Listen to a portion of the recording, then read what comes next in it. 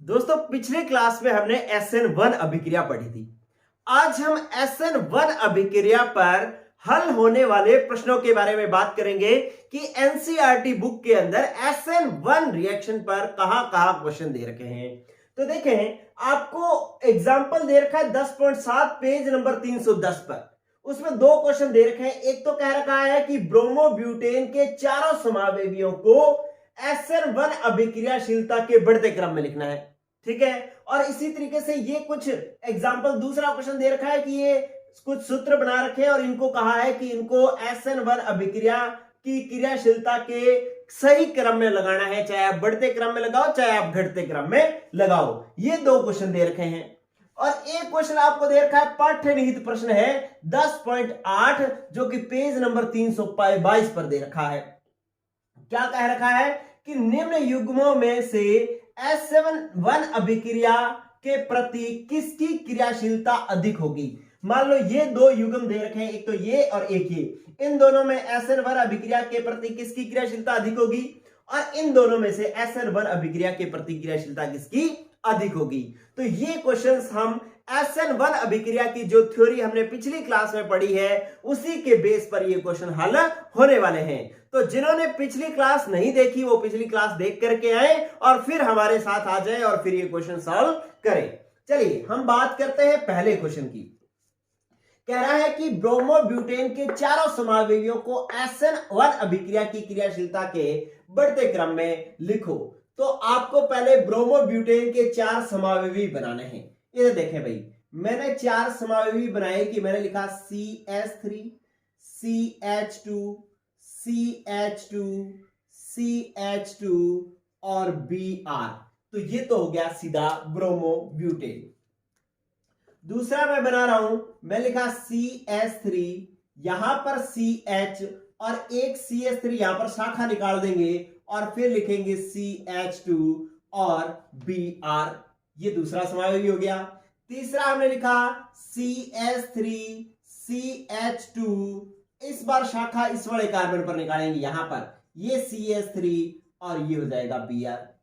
और चौथा समावेशी जो है हम लिख रहे हैं कि मैं लिखा CH3, CH3, CH3 और Br।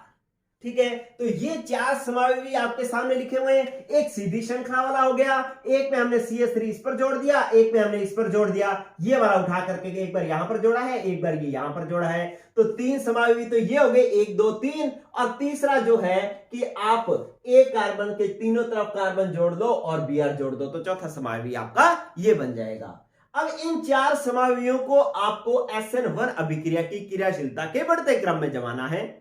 तो आप क्या करेंगे, क्योंकि SN1 अभिक्रिया की क्रियाशीलता का मतलब क्या होता है बच्चों, इसका मतलब होता है कि हम देखते होते हैं कि इनका जो मध्यवर्ती बनेगा उस मध्यवर्ती के स्थायित्व का हमने क्रम देखना है कि इनका जो जिसका मध्यवर्ती ज्यादा स्थायी होगा वो अधिक क्रियाशील होगा और जिनका मध्यवर्ती कार्बोकैटायन कम क्रियाशील होगा, कम स्थायी होगा, उसकी क्रियाशीलता कम होगी। तो आप क्या करेंगे, सबसे पहला काम इनसे Br निकालेंगे। Br माइनस के रूप में निकलेगा तो यहां पर प्लस आ जाएगा और ये मध्यवर्ती कार्बोकैटायन बन जाएगा। इससे Br माइनस निकालोगे तो यहां पर प्लस आ जाएगा और मध्यवर्ती कार्बोकैटायन बन जाएगा। यहां पर Br माइनस निकालोगे तो प्लस बन जाएगा और यहां पर Br निकालोगे तो यहां पर प्लस बन जाएगा। तो इसका मतलब ये मध्यवर्ती बन गए हैं कार्बोकैटायन, इनका स्थायित्व हमने देखना है, जो ज्यादा स्थायी वो ज्यादा क्रियाशील। ठीक है, यही तो हमने कल की क्लास में पढ़ा था। तो इन तीनों को अगर आप चेक करो तो यहां पर ये वाला जो कार्बोकैटायन है ना, ये कौन सा कार्बोकैटायन है कि जिस कार्बन पर प्लस है वो डायरेक्टली एक ही कार्बन पर जुड़ा हुआ है, इसलिए 1 डिग्री कार्बोकैटायन है। इस कार्बन पर जिस पर प्लस है वो डायरेक्टली ये भी एक ही कार्बन से जुड़ा हुआ है, ये 1 डिग्री है। अब जिस कार्बन पर प्लस है वो डायरेक्टली दो कार्बन से जुड़ा हुआ है, इसलिए ये 2 डिग्री कार्बोकैटायन है। और जिस कार्बन पर प्लस है वो डायरेक्टली 3 कार्बन से जुड़ा हुआ है, इसलिए ये 3 डिग्री कार्बोकैटायन है। ठीक है, और हमने पढ़ा है कि जो कार्बोकैटायनों के स्थायित्व का क्रम होता है 1 डिग्री सबसे कम, 2 डिग्री उससे ज्यादा, 3 डिग्री उससे ज्यादा। तो इसका मतलब इनके स्थायित्व का क्रम ये है तो क्रियाशीलता का क्रम भी यही होगा, क्योंकि जो कार्बोकैटायनों के स्थायित्व जो है वो एल्किल हैलाइडों की क्रियाशीलता के समानुपाती होता है, कल की क्लास में हमने देखा था। तो 1 डिग्री, 2 डिग्री, 3 डिग्री, तो इनकी क्रियाशीलता का क्रम तो यही रहेगा। लेकिन यहां पर गड़बड़ आएगी कि ये भी 1 डिग्री है, ये भी 1 डिग्री है, तो इन दोनों में से ज्यादा क्रियाशीलता किसकी होगी? इन दोनों कार्बोकेटाइनों में से ज्यादा स्थायी कौन होगा? तो आप देख रहे हैं बच्चों, यहां पर जो ये इसका स्थायित्व है वो इन एल्किल समूहों के प्लस आई प्रभाव के कारण है, इनके प्लस आई प्रभाव के कारण है। ठीक है, अब यहां पर जो प्लस आई प्रभाव प्रदर्शित करने वाला समूह 1, 2 और 3 नंबर पर आया हुआ है, और यहां पर प्लस आई प्रभाव समूह प्रदर्शित करने वाला समूह 1 और 2 नंबर पर आया हुआ है। यहां पर प्लस आई प्रभाव, यहां पर प्लस आई प्रभाव, दोनों 1 डिग्री है, लेकिन फिर भी यहां पर प्लस आई प्रभाव दूरी कम होने के कारण ज्यादा है, और प्लस आई प्रभाव की वजह से ये इलेक्ट्रॉन देंगे, ये इलेक्ट्रॉन देंगे, और इसका स्थायित्व जो है वो बढ़ जाएगा। इसका मतलब इस 1 डिग्री से इस 1 डिग्री का स्थायित्व ज्यादा होगा, क्योंकि यहां पर दूरी कम है, तो इसका स्थायित्व ज्यादा होगा, तो SN1 अभिक्रिया की प्रतिक्रियाशीलता भी इसी की ही ज्यादा होगी। तो इसकी क्रियाशीलता का जो बढ़ता क्रम आएगा वो ये आएगा, ये वाला 1 डिग्री सबसे कम, ये वाला 1 डिग्री उससे ज्यादा, फिर 2 डिग्री और फिर 3 डिग्री, तो इनकी क्रियाशीलता का क्रम ये रहेगा। तो ये हुआ आपका पहला क्वेश्चन। आपने क्या करना था? चारों के समावयवी बनाने थे, और समावयवी बनाने के बाद में जो इससे ब्रोमीन जुड़ी हुई थी वो आपने हटा देनी है, इन पर कार्बोकेटाइन बना लेना है, और फिर देखना है भी कार्बोकेटाइनों के स्थायित्व का क्या क्रम है। तो आपको एक तो पता लग गया कि 1, 2, 3, 1 डिग्री, 2 डिग्री, 3 डिग्री कार्बोकेटाइनों के स्थायित्व का क्रम ये होता है, तो क्रियाशीलता का क्रम भी यही रहेगा। तो इन तीनों में तो कोई दिक्कत ही नहीं, दिक्कत इन दोनों में है, क्योंकि ये भी 1 डिग्री, ये भी 1 डिग्री, तो दोनों में से कौन सा कार्बोकेटाइन ज्यादा स्थायी होगा? दोनों में से वो कार्बोकेटाइन स्थायी होगा जिसमें प्लस आई प्रभाव प्रदर्शित करने वाले समूह नजदीक हैं। तो इस प्लस के नजदीक ये वाले दोनों समूह ज्यादा नजदीक है, और इस प्लस के ये वाला समूह जो है वो ज्यादा दूर है। तो इन दोनों में से जो है इसके अंदर प्लस आई प्रभाव ज्यादा लगेगा, ये स्थायी ज्यादा होगा, इसलिए इसकी क्रियाशीलता ज्यादा होगी। तो इससे ज्यादा ये, इससे ज्यादा ये, इससे ज्यादा ये। ठीक है, तो ये हो गया आपका पहले क्वेश्चन का आंसर। समझ में आया? चलो अब बारी है दूसरे क्वेश्चन की। आपको टेक्निक समझ में आ जानी चाहिए। इसको मैं साफ कर रहा हूं, आप स्क्रीनशॉट ले लें इसका पहले। चलिए बच्चों, स्क्रीनशॉट ले लेंगे भाई। चलो अब आओ आप नेक्स्ट। देखिए क्या करेंगे अपने नेक्स्ट में, आपको पहले इन सूत्रों को लिखना सीखना है। ठीक है, इन सूत्रों को लिखना सीखना है। क्या करेंगे अपने, कैसे लिखेंगे इनको? ये C6H5 क्या है? बेंजीन है, और बेंजीन के ऊपर जुड़ा हुआ है CH2 और फिर जुड़ा हुआ है Br। तो आप पहले इसको लिखना देखें कि C6H5 क्या है? बेंजीन है, और बेंजीन के ऊपर कौन जुड़ा हुआ है भाई? CH2, और इस CH2 किससे कौन जुड़ा हुआ है? Br। तो पहले वाला सूत्र जो है ये इस तरीके का है। अगर आपने सूत्र लिखने सीख लिए तो जो है आपका आंसर भी बन जाएगा। दूसरा देखो कि इसमें C6H5, इधर C6H5, बीच में CH, तो इसको ऐसे बनाना पड़ेगा। C6H5 क्या होती है? बेंजीन, तो आपने बेंजीन बना ली, और इधर भी आपने बेंजीन बना ली, और बीच में क्या आ रहा है? CH। ठीक है, ये आ गया आपका CH, और इस CH से जुड़ी हुई है Br। ये दूसरा सूत्र है। फिर आप देखें कि जो तीसरा सूत्र है वो क्या है? ये C6H5 मतलब बेंजीन, फिर CH और फिर CH3, और यहां पर Br है। तो इट मींस आपने पहले तो बनानी है बेंजीन, इस तरीके से C6H5 की आपने बना ली बेंजीन। ठीक है, अब इस बेंजीन के साथ कौन जुड़ा हुआ है? CH। इस CH के एक तरफ और क्या जुड़ा हुआ है? CH3। बेंजीन, CH, CH3, और ये Br इस कार्बन से जुड़ा होगा। ठीक है, तो ये आपको पता लग जाना चाहिए कि ये Br जुड़ा कहां हुआ है। आप ऐसे में सोचना कि भाई इस CH3 से ये Br जुड़ा हुआ है, नहीं। देखो किस कार्बन की संयोजकता कम है? कार्बन की संयोजकता कितनी होती है? 4। तो एक तरफ तो इस कार्बन के एक तरफ बेंजीन जुड़ गई, एक तरफ CH3 जुड़ गया, एक तरफ ये हाइड्रोजन जुड़ गया, तो 3 ही संयोजकताएं पूरी हुई। एक खाली है, जो खाली है उस पर ये वाला Br जुड़ेगा। तो इसका सूत्र जो है वो इस प्रकार से लिखा जाएगा। आपको सूत्र लिखने आने चाहिए। फिर इसका सूत्र बना लो, आपको आंसर मिल जाएगा। इसका सूत्र कैसे बनाओगे? पहले C6H5, तो C6H5 बेंजीन होती है, ये मैं आपको बार बार बता रहा हूं। ये लो जी, ये तो बेंजीन हो गई। फिर क्या है सी, तो आपने यहां पर जोड़ दिया सी। अब इस सी से क्या जुड़ा हुआ है, इस सी से एक तो जुड़ा हुआ है CH3, और क्या जुड़ा हुआ है इस सी से, एक तो CH3 और एक ये C6H5। ये C6H5 क्या है, बेंजीन। तो ये लो, ये आपने बना दी बेंजीन। ठीक है, ये लो। अब दो बेंजीन जुड़े हुए हैं, एक CH3 जुड़ा हुआ है और एक जुड़ा हुआ है Br, तो यहां पर जोड़ दो Br। ठीक है, तो इस प्रकार से ये 4 यौगिक हैं और इनको क्रियाशीलता के सही क्रम में व्यवस्थित करना है। बढ़ते क्रम में करो या घटते क्रम में करो। ठीक है, तो आपने क्या चेक करना है, आपने ये जब सारे सूत्र देखे तो आपको पता लग गया कि ये बेंजिल हैलाइड है, बेंजिलिक, क्योंकि Br जिस कार्बन से जुड़ा हुआ है वो आगे कार्बन बेंजीन से जुड़ा हुआ है। इसका मतलब ये बेंजिलिक हैलाइड है। और बेंजिलिक हैलाइड का जो कार्बोकैटायन बनाओगे वो बेंजिलिक कार्बोकैटायन बनेगा, मतलब यहां पर क्या आएगा, प्लस।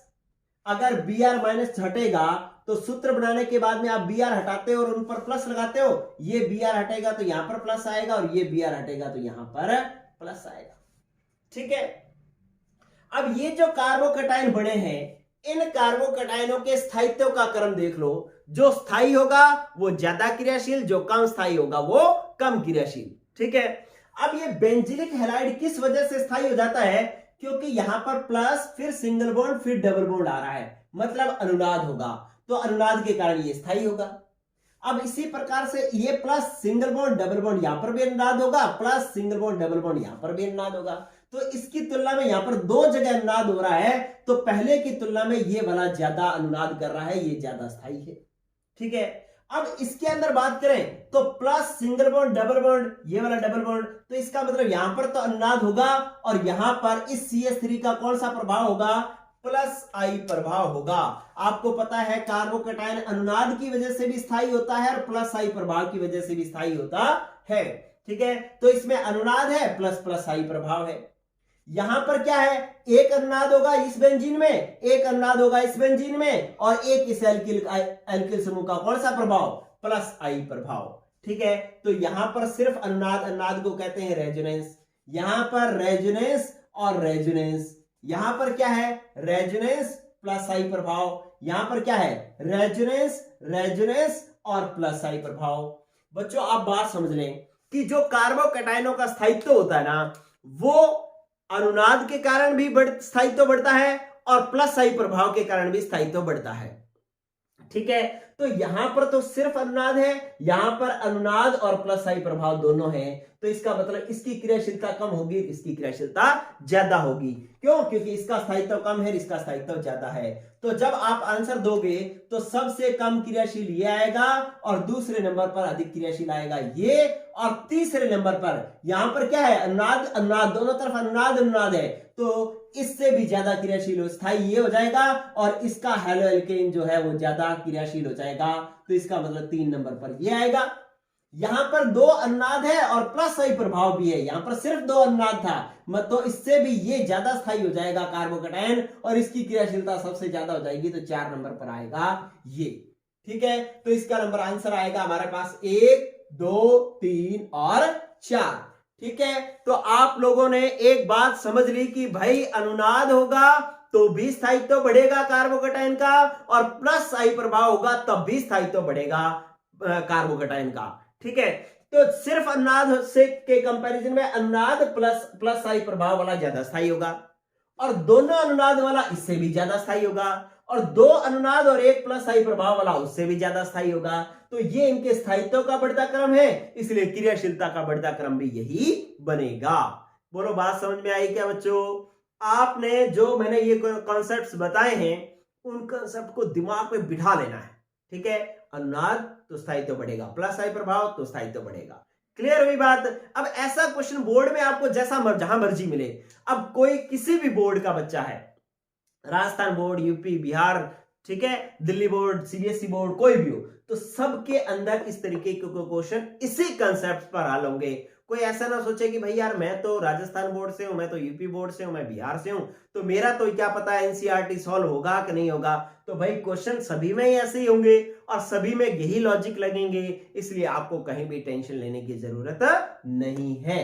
क्लियर हुई बात? तो ये हो गया आपका दूसरा क्वेश्चन, इसका भी ले लें आप स्क्रीनशॉट। चलिए इसके बाद अपने बात करते हैं क्या कि ये साफ कर रहा हूं मैं, ओके। अब बारी है पाठ्य निहित प्रश्न 10.8 पेज नंबर 322। ये एनसीईआरटी का है, आपकी बुक में कोई और पेज भी हो सकता है, कोई और क्वेश्चन भी हो सकता है, जरूरी नहीं है यही क्वेश्चन हो, लेकिन ऐसे क्वेश्चंस जरूर होंगे जो इस कंसेप्ट पर सॉल्व होंगे। तो ये कह रहा है कि ये दो युग्म दे रखे हैं, इनमें से किसकी क्रियाशीलता ज्यादा है SN1 अभिक्रिया के प्रति। तो इन दोनों को बना लो आप। कैसे बनाओगे, ये जो बीच में कौन है ना, इसको कार्बन बनाओ, ये लो जी कार्बन, इस पर कौन जुड़ा हुआ है Cl, ये लो जी Cl जोड़ दिया। अब ये तीन इस तरीके से संरचनाएं खाली छोड़ रखी ना, इसका मतलब यहां पर भी कार्बन है, यहां पर भी कार्बन है और यहां पर भी कार्बन है, ठीक है। अब इसके बाद इसकी बात करो तो ये जो कोणा है, ये 1 कार्बन, 2 कार्बन, 3 कार्बन, 4 कार्बन और 5 कार्बन। तो आपको 5 कार्बन बनाना है। कैसे, 1 2 3 4 और 5 कार्बन बनाने हैं, और जो 3 नंबर है उस पर Cl जोड़ देना है, ये लो। अब ये कह रहा है कि बताओ इन दोनों में से किसकी क्रियाशीलता ज्यादा होगी।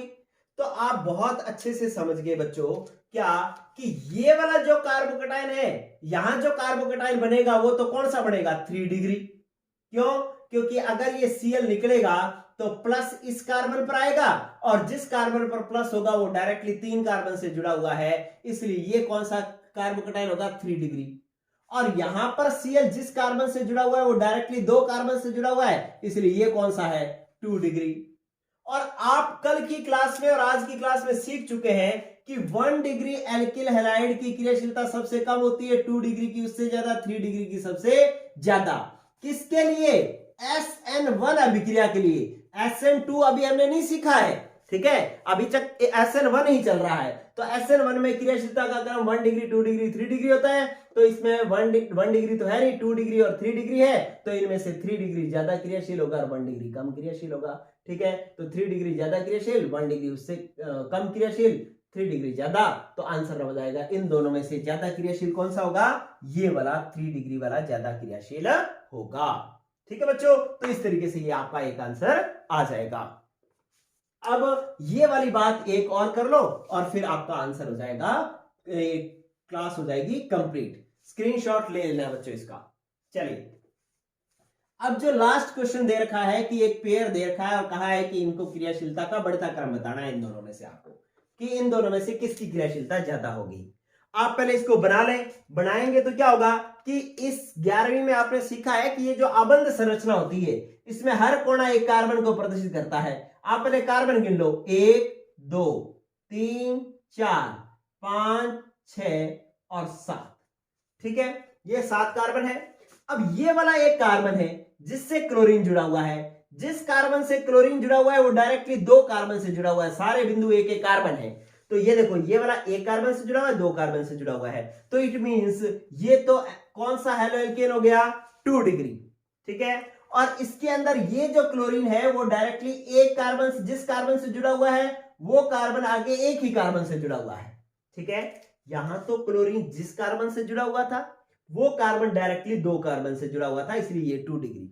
यहां पे क्लोरीन जिस कार्बन से जुड़ा हुआ है वो डायरेक्टली एक ही कार्बन से जुड़ा हुआ है, इसलिए ये क्या होगा, 1 डिग्री। तो अब बता दो बच्चों 1 डिग्री और 2 डिग्री में से कौन ज्यादा क्रियाशील होता है। फटाफट आंसर दे दें। अरे टाइप कर दो आंसर, मैं बोल रहा हूं आंसर, लेकिन उससे पहले आप टाइप कर दो कमेंट बॉक्स में, 1 डिग्री और 2 डिग्री में से ज्यादा क्रियाशील कौन होता है। अरे SN1 अभिक्रिया, SN1 में 1 2 3 ऑर्डर ही होता है। SN1 में 1 2 3, तो ये 1 ये 2, तो 2 ज्यादा क्रियाशील होगा, 1 कम क्रियाशील होगा।